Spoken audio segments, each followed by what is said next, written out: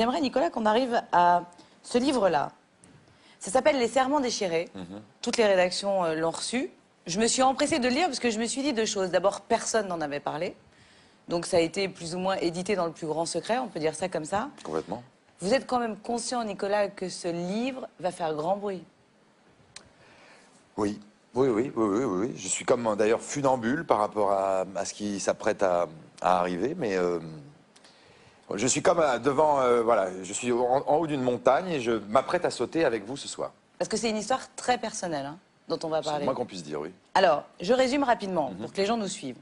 En janvier 2012, alors que vous vous trouvez parmi d'autres écrivains, c'était à la Foire du Livre, à Brive-la-Gaillarde, vous dînez dans un restaurant et vous rencontrez à ce moment-là un homme politique que l'on connaît tous et sa compagne. Jusque-là, tout va bien. Vous sympathisez, j'essaye de résumer, hein. Il vous invite à boire un verre, vous le trouvez plutôt sympa, plutôt marrant. Ouais. Elle, vous la trouvez, je cite, fragile et sensuelle, comme une aristocrate sur le chemin de la guillotine. Oui, c'est vrai. Vous dites aussi que vous la trouvez belle comme votre mère. On y revient. Décidément. Quelques mois plus tard, cet homme politique dont on parle, que vous ne nommez pas dans le livre, va prendre du galon, si je puis dire. On est d'accord. Là, je vous cite, vous dites « L'homme de la pluie m'invita à dîner dans le cadre de ses nouvelles fonctions. En arrivant là-bas, je renifle très vite que ce couple bat de l'aile, au-dessus du caviar, vous dites. Elle m'accapare jusqu'au dessert. Ses gestes ne cessent d'exprimer une violente frustration. » C'est vrai. Page 13 du livre, vous racontez une scène terrible durant laquelle elle lui jette une serviette au visage, tout ça sous le regard de l'ambassadeur d'Irlande et d'un secrétaire d'État, puisqu'on est dans un dîner officiel. Il décide de quitter la table, lui, il s'en va. À la fin de la soirée, vous restez tout seul avec elle, vous échangez vos numéros de portable, et dès le lendemain, vous vous bombardez mutuellement de textos pendant plusieurs semaines, jusqu'à ce qu'elle commette une erreur politique et que vous soyez contraint d'écrire, vous le dites, une chronique très virulente sur elle. Dans elle, oui, c'est vrai. Exactement. Là, elle vous harcèle littéralement, vous dites, elle vous traite de traître, c'est vous qui le dites, d'ordure médiatique. Elle dit de vous, je cite, que vos mots font plus mal que des coups de couteau. Et puis un soir, elle vous convoque dans un bar d'hôtel, vous la retrouvez en larmes, et à ce moment-là, c'est ce moment où tout bascule.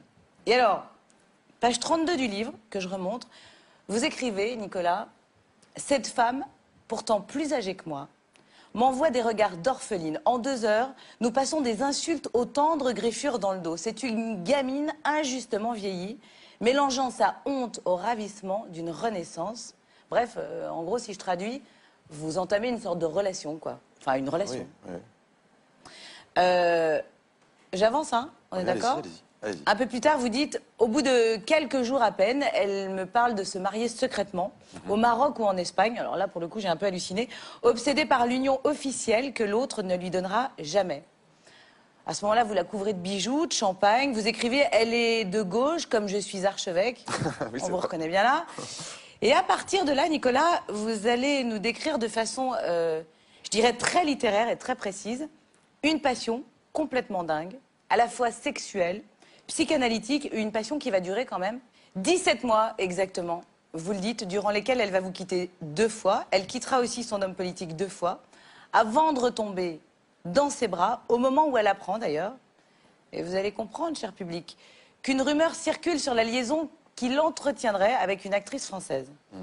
Bref, en 150 pages, Nicolas, vous faites, et je vous cite, l'autopsie d'un cœur dont tous les sentiments sont dictés par la pure jalousie. Exactement. Bon, on va pas tourner autour du pot, parce que quand on lit le livre, il est évident qu'à un moment donné, on se dit que cet homme politique, c'est François Hollande, et que la femme dont vous parlez, c'est Valérie Trierweiler. Tout à fait. Mais c'est pas que ça, hein. C'est l'expérience sur laquelle je suis parti pour écrire ce livre. Mais comme toujours, j'essaye d'en faire quelque chose d'autre. Mais vous il y a comprenez ça. que quand on reçoit ça dans une rédaction, on tombe de sa chaise. J'imagine. Alors, comme toujours, c'est très bien écrit. Merci. C'est vrai, il y a des scènes hilarantes, d'autres qui sont plutôt bouleversantes. Au bout d'un moment, quand on commence à comprendre de qui il s'agit, on va jusqu'au bout. Et puis, vous parlez notamment de ce séjour où elle accompagne le président de la République en Allemagne. Elle vous rejoint dans un petit hôtel, pendant que lui rencontre Merkel, en fait, vous l'expliquez. Donc ça fait halluciner tout le monde, en tout cas moi qui l'ai lu. Moi, le Vous premier. décrivez sa solitude dorée, son corps qui tremble, ses baisers pleins de larmes. C'est un très beau portrait, hein, d'ailleurs, que vous faites à ce moment-là. Mais la question que j'ai envie de vous poser, Nicolas, c'est pourquoi est-ce que vous avez décidé de raconter tout ça? Pourquoi maintenant? Parce que j'ai toujours fait ça, parce que j'avais pas le choix, parce que quand son livre est sorti à elle, il y a quelques semaines, j'ai été extrêmement surpris qu'elle se positionne en victime d'un homme qu'elle n'aimait plus. Et j'avais envie de terminer, de boucler la boucle de la vérité. Mais dans son livre, Nicolas, puisque je l'ai lu comme des millions de Français ou Oui. des milliers de Français, elle ne parle à aucun moment de cette histoire avec vous. Justement, c'est une sorte d'omission que je trouvais trop violente. Et j'avais besoin à un moment donné de dire ce qui s'est véritablement passé, quel personnage c'était, et que cette espèce de jalousie, je dirais, paroxystique, reposait sur finalement très peu de choses sur le point de vue sentimental. Et j'en étais témoin quasiment quotidiennement. Vous vous doutez d'une certaine façon, ça fera du mal à François Hollande? Ah ben j'en suis désolé pour lui. Et en même temps, voilà.